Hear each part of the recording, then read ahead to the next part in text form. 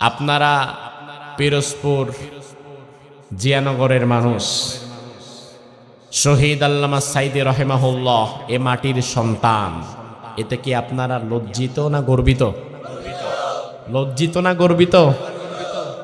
সাইদি সাহেবকে এখানে অসংখ্য মানুষ তারা দেখেছেন, এই মাঠেও আসছে।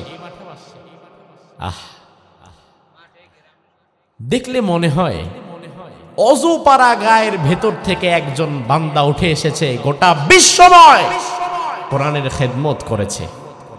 আলহামদুলিল্লাহ বলবেন না? আপনাদের মাটির গৌরব। বাংলাদেশ 1000 বছর যদি টিকে থাকে, বহু নেতা আসবে যাবে, বহু দল আসবে যাবে, বহু প্রেসিডেন্ট আসবে যাবে, ক্ষমতায় যতদিন আছে মানুষ ততদিন মনে রাখবে, এরপরে আর নামটাও নেবে না। কিন্তু বাংলাদেশ যতদিন আছে আল্লামা সাইদির নাম শ্রদ্ধার সাথে স্মরণ করা হবে। এই জন্য তার জন্য আমাদের দোয়া করার দরকার আছে না নাই? আল্লাহ তাআলার কাছে দোয়া করছি, সাইদি সাহেবের জন্মভূমি এই জমিন পিরোজপুরের জিয়ানগর। আপনারা অসংখ্য মানুষ তাকে দেখেছেন, তিনি এই মাঠে এসেছেন, ওয়াজ করেছেন, কথা বলেছেন, আপনাদের সাথে খুব সহজে মিশে গিয়েছেন। আল্লাহ তাআলার কাছে দোয়া করি, আল্লাহ তাআলা যেন তাকে জান্নাতের পাখি হিসাবে কবুল করে নেয়। মাসউদ সাইদি ভাইয়ের মাধ্যমে 2022 সালে কারাগার থেকে, জেলখানা থেকে সাইদি সাহেব আমার জন্য 2টো টুপি হাদিয়া পাঠিয়েছিল। আমি ওই 2টো টুপি স্বাভাবিকত পরি না, তার কারণ টুপি পরলে তো শেষ হয়ে যাবে এক সময়, এজন্য স্মৃতি হিসাবে আগলে রাখি। আল্লাহ সুবহানাহু ওয়া তাআলার কাছে অসংখ্যবার দোয়া করেছি। তিনার যেদিন মৃত্যু হলো সেদিন আমরা মাসউদ সাইদি ভাই সহকারে লক্ষ লক্ষ মানুষ হাসপাতালের নিচে আমরা অবস্থান করছিলাম। আমি আসার সময় আমার সফর সঙ্গী তাদের কাছে স্মৃতি শেয়ার করছিলাম যে জিয়ানগরে ঢোকার সাথে সাথে আমার সেদিনের স্মৃতি মনে পড়ে গেল। ওই রাত্রিবেলা আমি আমার ডানে বামে সামনে পেছনে যাকে দেখতে পেলাম, শুধু তার চোখে অঝুরে অশ্রু ঝরছে, শুধু কাঁদছে। মনে হবে যেন লক্ষ লক্ষ মানুষ সবারই বাবা মারা গেছে, অথচ বাবা মরছে শুধু মাসুদ সাইদির, বাবা মরছে শামীম সাইদির, বাবা মরছে নাসিম সাইদির, কিন্তু কাঁদছে পাগলের মতো লক্ষ লক্ষ মানুষ। এই ভালোবাসা তো টাকা পয়সা দিয়ে কেনার মতো ভালোবাসা না, এই ভালোবাসা স্বয়ং কোরআনের জন্য ভালোবাসা, যে ভালোবাসা বান্দার হৃদয়ে আল্লাহ ঢুকিয়ে দিয়েছে। আল্লাহ সুবহানাহু ওয়া তাআলা আমাদেরকেও কোরআনের বাগানে কবুল করুক, আমরা বলি আমিন। মাসউদ সাইদি ভাই আলহামদুলিল্লাহ তিনি আসতে পারেন নাই, কথা হয়েছেন, তিনি কাতারে বিশেষ কিছু কাজে আটকে গেছেন, দোয়া চেয়েছেন। আমরা দোয়া করি শহীদ আল্লামা সাইদি রহিমাহুল্লাহর যোগ্য উত্তরসূরি হিসাবে আল্লাহ তাআলা আমাদের মাসউদ সাইদি ভাইদেরকে কবুল করুক, বলি আমিন। সুপ্রিয় ভাইয়েরা আমার, আসুন ভূমিকায় আর কোনো কথা না বলে সরাসরি আমরা কোরআনে হাকিম থেকে আমাদের মূল আলোচনার দিকে চলে যাই। তার কারণ ভূমিকায় 10-15 মিনিট যে কথা বলা হতো সেই সময়টা আমি ভূমিকায় না নিয়ে মূল আলোচনায় দিয়ে দিতে যাচ্ছি। আমাকে মাহফিল কমিটির ভাইয়ের একটা সুন্দর বিষয় নির্বাচন করে দিয়েছে। আপনারা আমাদের আলোচনা যারা পূর্বে কিংবা পরে অনলাইনে অফলাইনে শুনেছেন তারা জেনে থাকবেন, অন্তত আমরা গদ বাঁধা আলোচনা করি না, বিষয়ভিত্তিক কথা বলার জন্য চেষ্টা করি। আমাকে বিষয় দেয়া হয়েছিল একটি আদর্শ ইসলামী রাষ্ট্র গঠনে নামাজের প্রয়োজনীয়তা। সে বিষয়ের আলোকে কোরআনে কারীম থেকে তার সাথে সাদৃশ্যপূর্ণ একটি আয়াত আমি খুতবার মাঝে তিলাওয়াত করেছি, যেটি সূরা আল হজ এর 41 নম্বর আয়াতে কারিমা। আল্লাহ সুবহানাহু ওয়া তাআলা এই আয়াতের মাঝে একটি আদর্শ ইসলামী রাষ্ট্র গঠনে কি কি কাজ করা লাগবে এমন 4টি কর্মসূচি আল্লাহ তাআলা আমাদেরকে জানিয়ে দিয়েছেন।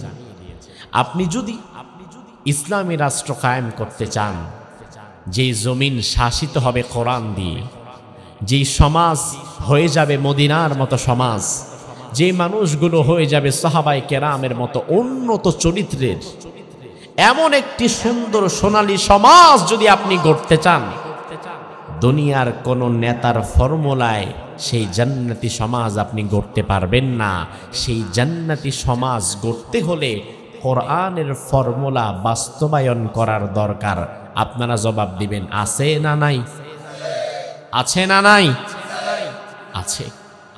এবার আসুন দেখি কোরআন আমাদেরকে সে বিষয়ে কি জানাচ্ছে। রব্বুল আলামিন কোরআনুল কারীমের সূরা হজ্জের 41 নম্বর আয়াতের মধ্যে বললেন, আল্লাযীনা ইম্মাক্কান্নাহুম ফিল আরদি আকামুস সালাহ ওয়া আতাউয যাকাতা ওয়া আমারু বিল মা'রুফি ওয়া নাহাউ আনিল মুনকার ওয়ালিল্লাহি আকিবাতুল উমুর। সবাই মিলে একটু জোরে বলেন তো আল্লাহু আকবার।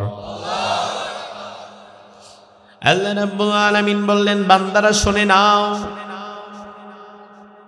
ইম্মাক্কান্নাহুম ফিল আরদ, জমিনের কোন ভূখণ্ডে যদি কোন ইমানদাররা দায়িত্ব পেয়ে যায়, ইমানদার বান্দাগণ তারা যদি জমিনের কোন ভূখণ্ডের কোন অংশের জনপ্রতিনিধি, রাষ্ট্রপ্রতিনিধি হয়ে যায়, তখন ওই জমিনকে আদর্শ হিসাবে সাজাবার জন্য, ওই সমাজকে আদর্শবান সমাজ গড়ে তোলার জন্য তাদেরকে 4টা কাজ করা লাগবে। জোরে কোন কয়টা কাজ? কয়টা কাজ ভাই আমার ভালো করে বুঝেন। 4টা মানে কিন্তু 4টা মানে কিন্তু 3টা না। কারণ আল্লাহ রাব্বুল আলামিন কোনো ডিসকাউন্ট দেয় না ইসলামে। আল্লাহ যখন বলে ফজর 2 রাকাত মানে 2 রাকাত, আল্লাহ যখন বলে যোহর 4 রাকাত ফরজ মানে 4 রাকাত, আল্লাহ যখন বলে আসর 4 রাকাত ফরজ মানে 4 রাকাত, আল্লাহ যখন বলে মাগরিব 3 রাকাত মানে 3 রাকাত। আপনি মাগরিব 1 রাকাত কমায়া 2 রাকাত পড়তে পারবেন না, আবার যোহর 1 রাকাত কমায়া 3 রাকাতেও আসতে পারবেন না। কারণ আল্লাহ তাআলা যা বলে সেটা চূড়ান্ত, এর মাঝে কোনো ডিসকাউন্টের সুযোগ, কথা কয় না, আছে।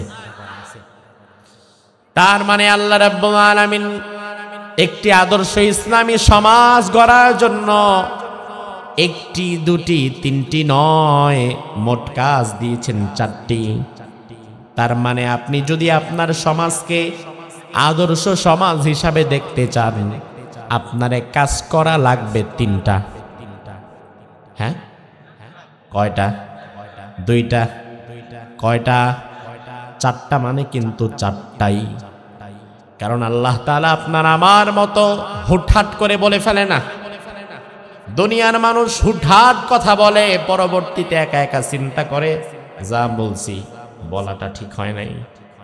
কিন্তু আল্লাহ যা বলে হুটহাট করে বলে না। আল্লাহ 4টা বলেছেন, অবশ্যই এর পেছনে কোনো হিকমত আছে। এই 4টা ছাড়া কোনোদিন আদর্শ ইসলামী সমাজ কায়েম করা যাবে না। আল্লাহ রাব্বুল আলামিন 1 নম্বরে বললেন আকামুস সালাহ। একটি আদর্শ কল্যাণ ইসলামী রাষ্ট্র কায়েমের 1 নম্বর ফর্মুলা হচ্ছে আকামুস সালাহ। নামাজকে কায়েম করা লাগবে রাষ্ট্রীয়ভাবে। তার কারণ হচ্ছে নামাজ যাদের জীবনে কায়েম হয়ে যায়, এই নামাজ সকল অন্যায় অশ্লীল কাজ থেকে তাদেরকে ফিরায় রাখে। কথা কি ঠিক কিনা? 5 ওয়াক্ত নামাজ পড়ে, আবার 5 ওয়াক্ত মদও খায়, এমন আছে। আমার ভাইরা লক্ষ্য করেন, 5 ওয়াক্ত নামাজি আবার 5 ওয়াক্ত মদ খায় এমন পাওয়া যাবে না। হ্যাঁ, পাওয়া যেতে পারে এমন যে জুমার নামাজ পড়ে আবার মদ খায়, কিংবা জোহর আসর পরে মদ খায়, এমন পাওয়া যেতে পারে। কিন্তু রেগুলার 5 ওয়াক্ত যে নামাজ পড়ে, বোঝা লাগবে অবশ্যই নামাজের প্রতি তার গুরুত্ব আছে। এই জন্য 5 ওয়াক্ত নামাজের পরে 5 বার মদ খাইতে পারে না।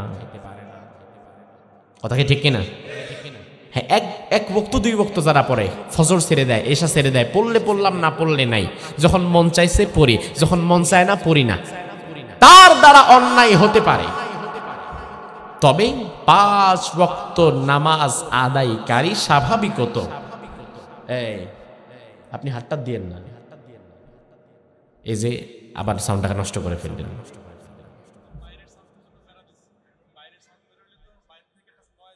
হ্যাঁ, আচ্ছা, বাহিরের সাউন্ডটা ঠিক করার চাইতে ভেতরেরটা কিন্তু সুন্দর রাখা বেশি দরকার। কারণ বাহিরের মানুষের ওয়াজ শোনার চাইতে ভেতরে যারা কষ্ট করে আসছে এদের ওয়াজ শোনার হক বেশি। তার কারণ বাহির সুন্দর করলেন, এই যে ভেতরে যদি চেরচার করে তাহলে এই মানুষগুলোর কষ্ট হবে। এই জন্য বাহিরেরটা সুন্দর করার চেষ্টা করেন, তবে গুরুত্ব দিবেন ভেতরেরটা, যেন এই মানুষগুলার কষ্ট না হয়। তার কারণ তারা প্রকৃত পক্ষে ওয়াজ শুনতেই এসেছে, ঠিক কিনা? সাউন্ডটা সুন্দর করে, নিজে ক্যার করতেছে, এটা ঠিক না। আমার ভাইরা লক্ষ্য করেন, আল্লাহ রাব্বুল আলামিন 1 নম্বরে রাখলেন নামাজকে। এরপরে আল্লাহ রাব্বুল আলামিন আমাদেরকে বললেন, উতলু মা উহিয়া ইলাইকা মিনাল কিতাবি ওয়া আকিমিস সালাহ ইন্নাস সালাতা তানহা আনিল ফাহশাই ওয়াল মুনকার। ও নবী, যা আমি আপনার প্রতি নাজিল করেছি সে কোরআন আপনি তেলাওয়াত করেন। ওয়াকিমিস সালাহ, আর আপনি নামাজ কায়েম করেন। ইন্নাস সালাতা তানহা আনিল ফাহশাই ওয়াল মুনকার, নিশ্চয়ই নামাজ আমাদেরকে অন্যায় অশ্লীল কাজ থেকে ফিরায় রাখে। আমার ভাইরা ভালো করে লক্ষ্য করেন কথাটা। আল্লাহ তো বললেন যে নামাজ পড়ে, নামাজ তাকে অন্যায় কাজ থেকে ফিরায় রাখে, অশ্লীল কাজ থেকে ফিরায় রাখে। কিন্তু আমাদের সমাজে এমন বহু নামাজি আছে, নামাজ পড়তে পড়তে কপালে কালো দাগ ফালায়া দিছে, কিন্তু বনের জমিটা আত্মসাৎ করে খায়, সুদের ব্যবসার সাথে জড়িত, ঘুষের সাথে জড়িত, এমন নামাজি ব্যক্তিও আছে না নাই? নামাজ পড়তে পড়তে কিন্তু কপালে একটা দাগ পড়ে গেছে। নামাজ পড়তে পড়তে কপালে দাগ পড়ে গেছে, কিন্তু সমাজের হারাম কাজের সাথেও সে জড়িত। নামাজও ছাড়ে না, সুদও ছাড়ে না, নামাজও ছাড়ে না, ঘুষও ছাড়ে না, নামাজও ছাড়ে না, জুলুমও ছাড়ে না। নামাজও পড়ে, আবার দল ক্ষমতায় গেলে বিরোধী দলের উপরে জুলুমও করে। আপনারা জবাব দেন, আমি তো জানি না আছে না নাই আপনাদের দিকে। ওই লোকগুলা নামাজ পড়ে না, দাঁড়িয়ে আছে সুন্দর, পাঞ্জাবি পরে নামাজ পড়ে, তবে মানুষের হকটা ঠিক মতো দেয় না। এমন মানুষটা আমাদের সমাজে রয়ে গেছে। তাইলে আল্লাহ যে কয় নামাজ যারা পড়ে, নামাজ নাকি তাদেরকে অন্যায় অশ্লীল কাজ থেকে ফেরায় রাখে। আমরা তো দেখলাম সমাজের চিত্র ভিন্ন, নামাজও পড়ে আকাম কুকামও করে, তাইলে নামাজ তাকে অন্যায় কাজ থেকে ফিরাইল না কেন? আল্লাহর কোরআন ভুল নাকি ওর নামাজে আছে ভুল? আমার ভাইরা লক্ষ্য করেন, আল্লাহর কোরআন তো ভুল হতে পারে, হ্যাঁ, যেহেতু নামাজ পড়ার পরেও নামাজ তোমার অন্যায় থেকে ফিরাইতে পারতেছে না, তাইলে বুঝে নিতে হবে দোষটা নামাজের না, দোষটা আল্লাহর কোরআনের না, দোষটা তোমার নামাজের। এমন কিছু ভুল হয়তো তোমার নামাজে হচ্ছে, যার দ্বারা তোমার নামাজ আল্লাহর পর্যন্ত পৌঁছাতে পারছে না। আমার ভাইয়েরা, বিস্তারিত আলোচনার তো সুযোগ নাই, অল্প সময় কথা বলবো, 4টা পয়েন্টের উপরে কথা বলবো। একটি আদর্শ ইসলামী সমাজ গঠনের জন্য যে 4 দফা কর্মসূচি, 4টা পয়েন্টে কথা বলবো। 1 নাম্বার পয়েন্ট নামাজ। এই জন্য আমি সর্বোচ্চ নামাজের এখানে সর্বোচ্চ 15 মিনিট সময় দিতে পারবো, এর বেশি না। আমার আলোচনা গুছিয়ে করার চেষ্টা করছি, তবে আপনারা মনোযোগ দিলে কিছু শিখতে পারবেন। 1 নাম্বার তো পয়েন্ট গেল নামাজ ইসলামী রাষ্ট্র গঠনে। এখন নামাজ যদি কবুল না হয়, তাহলে এই নামাজ আপনাকে অন্যায় কাছ থেকে ফিরাবে কিভাবে? নামাজ আপনার কবুল হবে কিভাবে ভাই? ও ভাই আমার, ভালো করে বোঝেন, আমাদের নামাজ অনেক না কবুল হওয়ার পেছনে অনেকগুলা কারণ আছে। এই বিষয়ে আমার 2 ঘন্টার আলোচনা আছে ইন্টারনেট, ইউটিউবে। নামাজ কবুল না হওয়ার কারণ সমূহ, জুমার মসজিদের ধারাবাহিক খুতবা ছিল। সবগুলো কারণ এই মুহূর্তে বলার সময় আমাদের নাই, তবে 2-1টা কারণ বলছি, যেই কারণের দ্বারা আমাদের নামাজ পড়ার পরেও কবুল হয় না।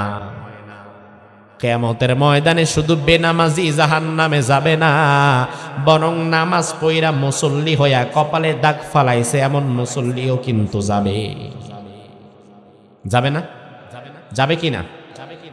আমার ভাইরা, কোরআনুল কারীমের সূরাতুল মাউনে আল্লাহ বলছেন ফাওয়াইলুল লিল মুসাল্লিন। আল্লাহ বললেন ওই মুসল্লিদের জন্য অভিশাপ, ওই মুসল্লিদের জন্য ওয়াইল নামক দোজখ। আল্লাহর হাবিব হাদিসের মধ্যে বললেন ওয়াইল দোজখটা এত গভীর, এত গভীর, যেই দোজখের মধ্যে যখন কোনো নামাজি ব্যক্তিকে ফেলে দেওয়া হবে, ওই দোজখের নিচে যেতে যেতে যেতে যেতে সময় লাগবে 70 খরিফা। আমার ভাইরা লক্ষ্য করেন, মুসল্লি জাহান্নামে যাবে, মুসল্লির উপরে অভিশাপ। এখন মুসল্লি যে নামাজ পড়ে না সে তো মুসল্লি না। মুসল্লি মানে কিন্তু সে যে নামাজ পড়ে। তাইলে আমারে নামাজ পড়ার পরেও জাহান্নামে কেন যাওয়া লাগবে? কারণটা কি? আমার অপরাধটা কি? আমার ভুলটা কোথায়? ওটা চিহ্নিত করার দরকার আছে না নাই? কারণ আমার রোগ যেখানে আমি যদি চিহ্নিত করতে পারি, তাইলে চিকিৎসা করানো যাবে। এখন ডাক্তার যদি খুঁজেই না পায় আমার অসুস্থতা আসলে কোথায়, তাইলে কিন্তু আপনার অসুস্থতা ছোট হোক আর বড় হোক নিরাময় করা যাবে না, আগে খুঁজে পাওয়া লাগবে। আমাদের নামাজ কবুল হয় না কেন? অন্যতম কারণ, 1 নাম্বার কারণ হচ্ছে, ছোটবেলায় আমরা পড়েছি নামাজের ভেতরে এবং বাহিরে কয়টা ফরজ?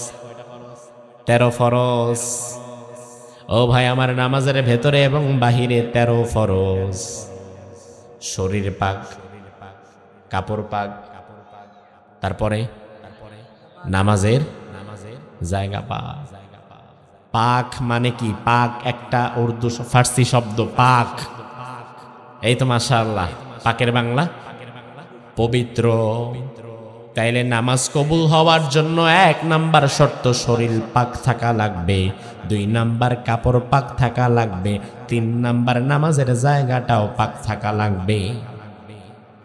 আপনি বলবেন হুজুর আল্লাহ দিলে আলহামদুলিল্লাহ, আমার শরীর তো নাপাক না, আমি তো ওযু করেই নামাজ পড়ি। কারণ ওযু ছাড়া নামাজ পড়ে কোন পাগলে? ও ভাই আমার, আপনি জুমার দিন যাচ্ছেন মসজিদে, সুন্দর একটা পাঞ্জাবি পরে এরপরে বের হলেন, জুমার নামাজ পড়বেন মসজিদে। কিছু দূর যাওয়ার পরে দেখলেন গোয়াল ঘরের পাশ দিয়ে যাচ্ছিলেন, পাশে একটা গরু দাঁড়ানো ছিল। গরুটা হঠাৎ করে পেশাব করে দিছে, গরুর পেশাবের সিটা আইসা আপনার জামার মধ্যে লাগছে। এটা হইতে পারে কিনা? এবার আপনার কাছে ফতোয়া আমি জানতে চাই। এই দৃশ্য যদি হয়, গরুর পেশাব যদি আপনার সুন্দর পাঞ্জাবিটার মধ্যে লাগে, তাইলে ওই মুহূর্তে পাঞ্জাবিটা কি পাক নাকি নাপাক? এবার আপনি নাপাক পাঞ্জাবি নিয়ে মসজিদে যাবেন, আবার দৌড় দিয়ে ঘরে ঢুকবেন। এই কুদ্দুসের মা, তাড়াতাড়ি আরেকটা পাঞ্জাবি দাও, এটা তাড়াতাড়ি ধুয়ে দাও। কুদ্দুসের মা যদি কয় এটা ছাড়া কোনো পাঞ্জাবি এই মুহূর্তে নাই, তাইলে অন্তত পক্ষে আপনি ওই জায়গাটা যেখানে পেশাব লাগছে এটা কিন্তু মুট কইরা ধুইয়া নিজেই তাড়াতাড়ি পানি দিয়া সাবান দিয়া খরানো শুরু করবেন। এবার আপনি সাবান পানি দিয়া সুন্দর করে ধুয়ে ফেললেন যে জায়গায় নাপাকি লেগেছিল। আলহামদুলিল্লাহ পুরা জামাটা যে জায়গায় নাপাকি লেগেছিল এটা ধুয়ে মুছে পরিষ্কার হয়ে গেছে। এবার জবাব দেন, এই জামাটা কি পাক না নাপাক? এবার তো পাক হয়ে গেছে। ও ভাই আমার, গরুর পেশাব লেগেছে জামার বাহিরে, ধুয়ে ফেলেছেন, পাক হয়ে গেছে। কিন্তু এই যে 2000 টাকার পাঞ্জাবিটা পরে আপনি মসজিদের দিকে যাচ্ছেন, এই পাঞ্জাবি কেনার যে টাকা, ওই টাকার উৎসটা যদি হয় হারাম, আপনি হয়তো সুদের টাকা দিয়া কিনছেন, হয়তো ঘুষের টাকা দিয়া কিনছেন, হয়তো আরেকজনের ঠকায়া ওই ঠকানোর টাকা দিয়া কিনছেন, তাইলে আপনি আর এটারে পাক বানাবেন কিভাবে? কারণ এই জামা পাঞ্জাবির প্রতিটা সুতার মধ্যে তো নাপাক ঢুকে গেছে। এবার দুনিয়ার কোন সাবান দিয়া ধুইলে নাপাকি উঠবে? এমন কোন সাবান দুনিয়াতে তৈরি হয় না যে সাবান দিয়ে ধোয়ার পরে সুদের নাপাকি দূর হয়, ঠিক কিনা? এমন কোন সাবান তৈরি হয় নাই যে সাবান দিয়ে ধোয়ার পরে ঘুষের নাপাকি দূর হয়। তাইলে তোমার কাপড়টা পাক হইল কেমনে? তুমি যতই ধোও না কেন, বাহিরের নাপাকি দূর হবে, ভেতরেরটা তো দূর হবে না। তোমার শরীরটা, তোমার কাপড়টা তো নাপাকি রয়ে গেল। শরীর পাক তুমি কিভাবে করবা ভাই? তুমি যাওয়ার পথে যদি কোথাও গরুর গোবরের মধ্যে পাড়া দাও, তুমি দেখলা তোমার পা নাপাক হয়ে গেছে, সাথে সাথে আবার পানি ঢাইলা পা ধুয়ে ফেললা, পা তো পাক হয়ে যাবে। কিন্তু তুমি বাসার থেকে বের হওয়ার সময় যে মুরগির গোশত আর গরুর গোশত দিয়া ভাত খায়া বের হয়েছ, ওই মুরগির গোশত আর গরুর গোশত কেনার পয়সাটা যদি হয় হারাম, তাইলে হারাম আর নাপাক তো তোমার রক্তের মধ্যে মিশে গেছে। কথা কি ঠিক কিনা? আপনারা কি কথা বুঝেন? তাহলে বাহিরের নাপাকি তো আমি ধুয়ে ফেললাম, আমার ভেতরের নাপাকি, আমার রক্তের ভেতরে যে নাপাকি ঢুকে গেছে, এই নাপাকি ধুবো কিভাবে? এই নাপাকি পরিষ্কার করব কিভাবে? অথচ আমার আল্লাহ তাআলা শরীর যদি পাক না হয়, কাপড় যদি পাক না হয়, এই নামাজ আল্লাহ তাআলা গ্রহণ করবে? এরপরে 3 নাম্বার, নামাজের জায়গা। আলহামদুলিল্লাহ আপনি মসজিদে গেছেন, পাক পবিত্র জায়গা, সুন্দর টাইলস করা মসজিদ। এখন তো আর মাটির মসজিদ পাওয়া যায় না। আপনাদের অজপাড়া গায়ের মধ্যেও আলহামদুলিল্লাহ সব পাকা, এবং অনেক টাইলসওয়ালা মসজিদও আছে না নাই? আমার ভাইয়ের, আপনি যাওয়ার পরে দেখলেন মসজিদের কোন একটা জায়গায় মুরগি ঢুকে গেছিল দৌড় দিয়ে, মুরগি একটু পায়খানা করে দিয়েছে। এই মুয়াজ্জিন সাহেব, এই যে মুরগি পায়খানা করে দিয়েছে, এই যা একটু পরিষ্কার করে দেন। খাদেম সাহেব একটু পরিষ্কার করে আজান দেওয়ার পরে এসে একটা টিস্যু পেপার নিয়ে নোংরাটা মুছে দিল, একটু পানি মেরে ধুয়ে দিল, জায়গাটা পাক হয়ে গেল। আপনি ওই পাক জায়গার মধ্যে নামাজ পড়লেন। মুরগির পায়খানা পাক, এই জন্য নাপাকের উপরে আপনি সেজদা দিবেন না। আপনি কত সচেতন! অথচ এই মসজিদের যে টাইলস লাগানো হবে, এই টাইলসটা হয়তো কোনো হারামখোরের পয়সায় লাগানো ছিল। তার কারণ হচ্ছে আমাদেরকে তো মসজিদ সুন্দর করতে হবে, মসজিদ তো 2 তলা 3 তলা করতে হবে, এসি করতে হবে, টাইলস লাগাইতে হবে, মার্বেল পাথর লাগাইতে হবে। এসি করতে গিয়া, টাইলস করতে গিয়া, মার্বেল পাথর লাগাইতে গিয়া এবার কমিটি বসে সিদ্ধান্ত নেয়, কাজ করার আগে নতুন কমিটি গঠন করা লাগবে। নতুন কমিটির মধ্যে সভাপতির সিটটা দেওয়া লাগবে হাজী সাহেবরে, চৌধুরী সাহেবরে, খান সাহেবরে। পাশের জন কয়, হাজী সাহেব তো মসজিদে আসে না, চৌধুরী সাহেব তো ঢাকায় থাকে, গ্রামে আসে না। এবার পাশের জন কয়, মসজিদে না আসুক, গ্রামে না থাকুক, উনি ঢাকায় থাকে, বিরাট বড় ব্যাংকের অফিসার কিংবা বিরাট একটা কাজ করে, ওনারে যদি না ধরি তাইলে মসজিদের নিচের তালা টাইলস হবে না। এই জন্য মসজিদের উন্নতি করতে গিয়া মুসল্লিদের নামাজের 12টা বাজায়া হারামখোরের পয়সা দিয়া টাইলস লাগানো শুরু করে। আছে না নাই? কে বলছে তোমারে হারামখোরের পয়সা দিয়ে টাইলস লাগাইতে? কে বলেছে তোমারে হারামখোরের পয়সা দিয়ে এসি লাগাইতে? কে বলেছে তোমারে হারামখোরের টাকা দিয়া মসজিদ বানাতে? আল্লাহর হাবিবের বয়স যখন 35 বছর, নবুয়তের 5 বছর আগে কাবা ঘর মেরামতের কাজ শুরু হয়েছিল একবার। কাবা ঘর মেরামত করার সময় পূর্বে যত বড় জায়গা নিয়ে কাবা ঘর প্রতিষ্ঠিত ছিল, আবার এর উপরে নতুন করে মেরামত করা হবে। এবার কুরাইশের লোকেরা, ওই মুশরিকেরা, মূর্তি পূজারীরা, তারা বলল, ভাই কাবা ঘর আল্লাহর ঘর, মসজিদ, এটা যেহেতু নতুন করে আবার মেরামত করা হবে, তোমাদের যার যা কিছু আছে তোমরা দান সদকা করে এগিয়ে আসো। তবে একটা কথা ভালো করে মনে রাখবা, কোনো হারাম কিছু দিবা না। তোমাদের যার যতটুকু হালাল আছে হালালটুকু দিবা, হারামটুকু না। তোমাদের যাদের মদ বেচা পয়সা আছে মদ বেচা পয়সা দিবা না, সুদের পয়সা দিবা না, ঘুষের পয়সা দিবা না, চুরির পয়সা, ডাকাতির পয়সা দিবা না। তবে হ্যাঁ, তোমাদের যদি কারো খেটে খাওয়া পরিশ্রমের পয়সা থাকে, খেজুর বিক্রি করা পয়সা থাকে, গম বিক্রি করা পয়সা থাকে, আটা বিক্রি করা পয়সা থাকে, তাইলে ওই পয়সাগুলা কেবলমাত্র দিবা, কিন্তু হারাম দিবা না। সুবহানাল্লাহ কয় না? এটা কি মুসলমানদের কথা ছিল? বুঝেন না কেন? মুশরিকদের কথা, মূর্তি পূজারীদের কথা, যারা মূর্তি নিয়ে পড়ে থাকে, মুশরিক, অথচ এতটুকু বুঝে মসজিদ আল্লাহর ঘর, এখানে হারাম ঢোকানো যাবে না।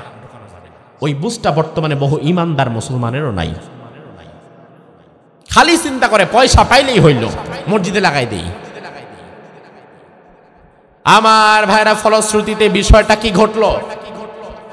হারাম তো ঢেল সম্পদ থাকে, তবে হালাল তো তুলনামূলক কম। তবে হালাল যত কমই হোক না কেন, হালালের মধ্যে বরকত কি আছে না নাই? অল্প অল্প করে হালাল পয়সা জড়ো করা হলো, ওই হালাল পয়সা দিয়া কাবা ঘর মেরামতের কাজ শুরু হয়ে গেল। অবশেষে দেখা গেল পূর্বে যত বড় জায়গা নিয়ে কাবা ঘর দাঁড়িয়েছিল, এখন আমাদের হালাল পয়সার বাজেট কম হওয়ার কারণে পুরা জায়গাটার উপরে আর কাবা ঘর দাঁড়াতে পারছে না। এই জন্য কুরাইশের লোকেরা কাবার কিছু অংশ বাদ দিয়া ছোট্ট করে একটা ঘর নির্মাণ করলো, বর্তমানে যেটা আছে। বর্তমানে কাবা ঘরের পাশে আর একটা জায়গা আছে এইভাবে মোড়ানো, হাতিমে কাবা বলা হয় এটাকে, হাতিমে কাবা। ওই হাতিমে কাবায় আমরা যারা গিয়েছি, 2 রাকাত নামাজ আদায় করেছি, ওইটা কিন্তু কাবা ঘরেরই একটা অংশ ছিল। এখন সেটা বাহিরের দিকে, তার কারণ কুরাইশের লোকেরা হালাল পয়সার অভাবে সেটাকে আর বড় করে নির্মাণ করতে পারে নাই, ছেড়ে দিয়ে রেখেছে, ছোট্ট করে করেছে, বাকিটা ছেড়ে দিয়েছে। আল্লাহর হাবিব বলেন, কেউ যদি হাতিমে কাবার ভেতরে ঢুকে 2 রাকাত নামাজ পড়তে পারে, তাহলে কাবা ঘরের ভেতরে নামাজ পড়লে যে সব হবে, আল্লাহ সেই সব তারে দিয়ে দেবে। আমার ভাইরা, তবে শিক্ষাটা কি দেখেন? মসজিদ আগে ছিল 2 তালা, কুরাইশের লোকেরা হালাল পয়সা দিয়া করতে করতে দেখে এখন 2 তালা আর করা যায় না, 1 তালাতেই ক্ষান্ত হয়ে গেছে। তারা বলছে দরকার হইলে 1 তালাই থাক, ছোট্ট মসজিদই থাক, তবু হারাম ঢোকাবো না, যেহেতু এটা আল্লাহর ঘর। তার মানে তারা কতটা গুরুত্ব দিত জায়গাটাকে পাক রাখার জন্য। ও ভাই আমার, তার কারণ হচ্ছে আমি যেখানে সেজদা দিব, আমার সেজদাটা সুদখোরের টাইসের উপরে কেন পড়বে? আমার সেজদাটা জালিমের পয়সার উপরে কেন পড়বে? বরং আমি তো চাইবো জেনে শুনে কোনো হারাম জায়গায় সেজদা দিতে না, বরং আমি চাইবো আমার সেজদাটা যেন সব সময় একটা পাক পবিত্র জায়গাতেই পড়ে, ঠিক কিনা? তার কারণ মসজিদ পাকা করে লাভ নাই, পাকা করতে হবে নিজেদের নামাজকে। সাহাবায়ে কেরামের নামাজ ছিল পাকা, মসজিদ ছিল কাঁচা, আর আমাদের নামাজ হয়ে গেছে কাঁচা, মসজিদগুলা বানাইছি পাকা। এজন্য সাহাবায়ে কেরামের মসজিদ থেকে আবু বকর, ওমর, ওসমান, আলী রিদওয়ানুল্লাহি আলাইহিম আজমাইন তৈরি হতো। আর আমাদের মসজিদ থেকে এক একটা হারামখোর বের হয়, যারা মসজিদে নামাজও পড়ে, আল্লাহর সেজদা দেয়, বাহিরে আইসা আবার মানুষের উপরে জুলুম কইরা হারাম খায়, ঠিক না? এজন্য আমার ভাইরা, আল্লাহ রাব্বুল আলামিন বললেন, ইন্নাস সালাতা তানহা আনিল ফাহশাই ওয়াল মুনকার, নিশ্চয়ই নামাজ অন্যায় অশ্লীল কাজ থেকে আমাদেরকে ফিরায় রাখে। আজ আমাদের যুব সমাজ নেশায় আসক্ত হয়ে গেছে, যুব সমাজদেরকে নামাজের দিকে আকৃষ্ট করেন, নামাজ ধরায় দেন। কারণ যেই যুবক দৈনিক 5 ওয়াক্ত নামাজ পড়বে, যেই যুবক দৈনিক 5 ওয়াক্ত নামাজ পড়বে, যেই যুবতী দৈনিক 5 ওয়াক্ত নামাজ পড়বে, এই যুবক যুবতী কখনো হারাম কাজে লিপ্ত হতে পারবে। বর্তমান আমাদের সমাজের অবস্থা কতটা দৈন্য দশায় চলে গেছে, কতটা খারাপ হয়ে গেছে। আপনাদের বরিশালের এক মেয়ে 11 বছর, মায়ের ক্যান্সার হয়েছে। মায়ের চিকিৎসার জন্য মাকে নিয়ে গেছে ঢাকায়। এই যে এখনকার ঘটনা বলছি, সারা বাংলাদেশ যে বিষয়টা নিয়ে এখন তোলপাড়। বরিশালের ক্লাস 6 এর এক মেয়ে সুবা, মায়ের ক্যান্সার হয়েছে, মাকে নিয়ে ঢাকার মোহাম্মদপুরে হাসপাতালে ভর্তি হয়েছে। মায়ের ক্যান্সার, মায়ের সাথে মেয়েও গেছে। হঠাৎ করে মায়ের কেবিন থেকে মেয়ে নিখোঁজ। সব দিকে খোঁজ খবর, আদালত, থানা, পুলিশ প্রশাসন, পুলিশ সবাই হাউমাউ করে উঠেছে। পুরো পুলিশ প্রশাসন নড়ে চড়ে বসেছে। মিডিয়া বারবার নিউজ করেছে যে একজন ক্লাস 6 এর মেয়ে, 11 বছরের একটা মেয়ে ঢাকায় এসে মায়ের ক্যান্সার হয়েছে, সেখান থেকে হারিয়ে যাবে, এটা কোনো কথা? পুলিশ প্রশাসন তাকে খোঁজা শুরু করছে। পুলিশ প্রশাসন যদি আসামি ধরতে চায়, মন থেকে তারা যদি কাজ করে, চেষ্টা করে, তাহলে কি কোনো ব্যাপার? কথা কয় না। কে কোথায় পালায় আছে, কে কোথায় ঘাপটি মেরে আছে, কোন এলাকায় কে গাঞ্জা বিক্রি করে, কে বাবা বিক্রি করে, কে মদের ডিলার, তুমি আমি না জানলেও পুলিশ ঠিকই জানে।